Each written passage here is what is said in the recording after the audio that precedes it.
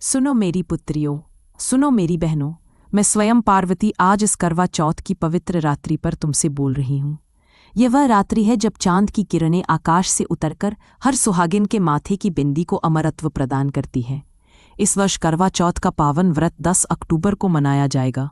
जो स्त्री इस दिन श्रद्धा और प्रेम से व्रत करती है वह केवल अपने पति की दीर्घायु नहीं बल्कि अपने पूरे परिवार के मंगल की रक्षा करती है।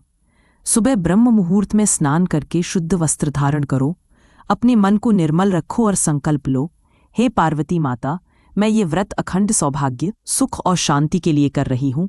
कृपा करें कि मेरा सुहाग सदा अमर रहे।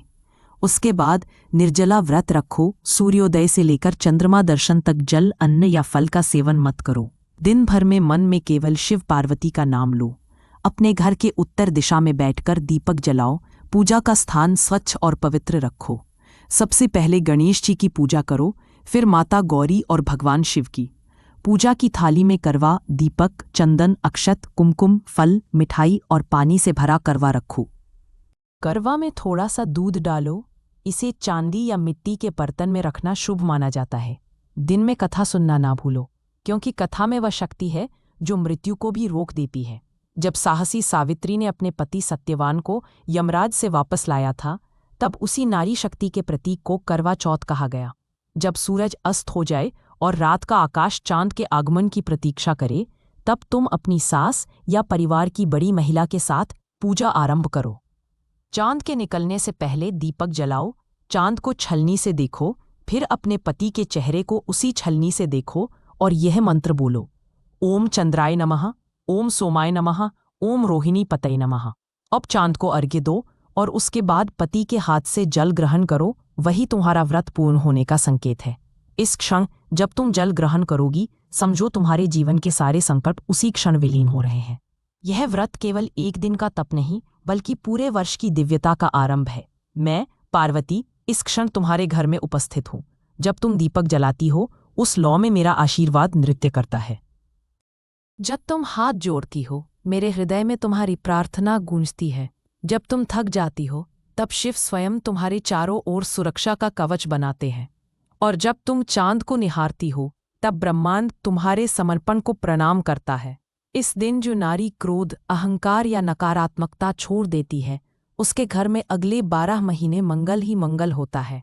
ध्यान रखो, चांद के साथ अपने मन को भी शीतल करो, क्योंकि यही इस व्रत का रहस्य है। बाहरी तप के साथ भीतर का संतुलन। करवा चौथ पर यह भी मान्यता है कि जो स्त्री इस दिन गौरी माता का ओम ह्रीम गौरी शंकराय नमः मंत्र 108 बार जपती है, उसकी हर अधूरी इच्छा पूरी होती है। जो ओम नमः शिवाय का जाप करती है, उसका जीवन स्थिर और पवित्र होता है। पूजा के अंत में अपने पति के चरण स्पर्श करो। यह केवल परंपरा नहीं बल्कि प्रेम और समर्पण का प्रतीक है। फिर परिवार के साथ भोजन करो। पहले अपने हाथ से दीपक की लौ को देखो, क्योंकि उस लौ में तुम्हारे सुख का प्रतिबिंब छिपा है। जब सब सो जाएं, तब कुछ देर के लिए अकेले बैठकर चांद की ओर देखो और मुझसे मन ही मन कहो, माँ पार्वती, आज मेरा व्रत सफल हुआ। उस क्षण मैं तुम्हारे सिर पर हाथ रखूंगी और कहूंगी, तेरा सुहाग अमर रहे। याद रखो, यह व्रत केवल प्रेम का नहीं बल्कि शक्ति का है। यह वह क्षण है जब नारी केवल स्त्री नहीं, स्वयं देवी बन जाती है।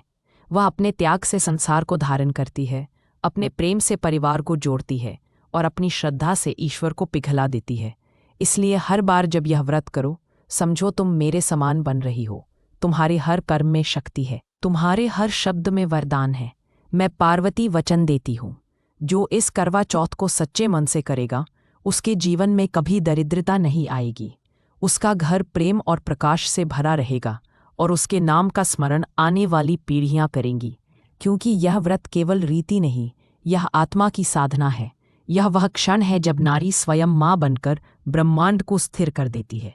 साइनांदा आचरंगा ग्याराशन बेपाल मंडे आयन जैश एक वपन जमेती मुकद्दस। This is the most beautiful book made under pressure, and do not take it for granted. And I will answer. आइन करो बरले पात 10-1 मिनट को। यह दाता भाग्येश आंख बीत ज्ञानदम्प। And note on this with authentic. This is the most